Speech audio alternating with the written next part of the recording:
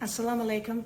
I want to discuss very briefly what I have learned thus far about the difference between the Bible and the Quran when it comes to slavery. In pre-Islamic Arabia, slaves were a commercial commodity. Slavery was an established institution. To the elite, the number of slaves in one's household was a symbol of status. Islam placed severe restrictions on the acquisition of slaves. In unambiguous terms, Islam forbade its followers to enslave people, with only one exception: those enemies captured during a war of self-defense or with permission of the Prophet himself, peace be upon him. Keeping foremost in your mind that Islam does not permit wars of aggression, all the battles fought during the lifetime of the Prophet were defensive. Even coming from this posture of defense, when the aggressors were performing egregious acts of injustice against the Muslims as well as the prisoners that they captured, the Prophet, peace be upon him, enjoined the humane treatment of the captives and the prisoners. Importantly, and contrary to the Bible, Islam prohibited the purchasing of slaves. In Leviticus 25:44 through 46, it states, "You may purchase male and female slaves from among the nations around you.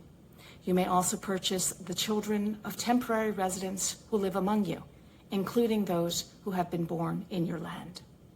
You may treat them as your property and may take them as slaves for life." Not only does the Bible provide no pathway to emancipation of slaves or to the reduction in their numbers, it also allows for the abuse of slaves. In the New Testament, Peter 2:18, it states, "Slaves, in reverent fear of God, submit yourselves to your masters, not only to those who are good and considerate, but also to those who are harsh."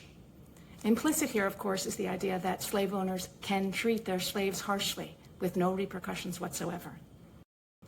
Now, this is to say that there were not so-called Muslims in the past who ignored the Prophet and his injunctions, as well as the injunctions of the Quran.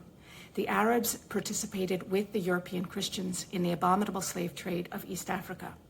This is why we must follow the dictates of the religion and the Prophet himself, first and foremost. Islam, emancipation of slaves is declared to be an expiation for a number of sins.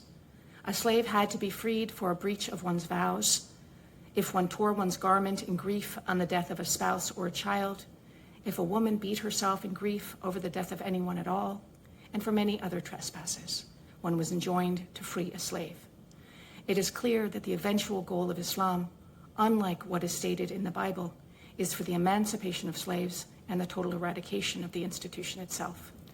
In Islam, if a slave wishes to free himself, the master should not refuse it. In fact, he not only has to agree to it, but it is recommended he help the slave from his own wealth via a contract called the Badal al-Kitaba. Islam is the first and the only religion which has prescribed liberation of slaves as a virtue and a condition of genuine faith in Allah. 12 through 13. "And what will apprise thee of the steep paths? It is the freeing of a slave."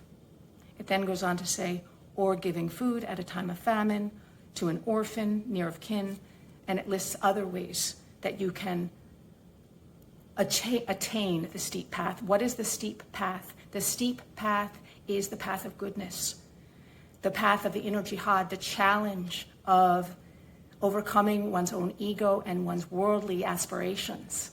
What is the first thing that the Quran lists as what you can do, as showing that you are intentional and intent on achieving that path? It is the freeing of a slave.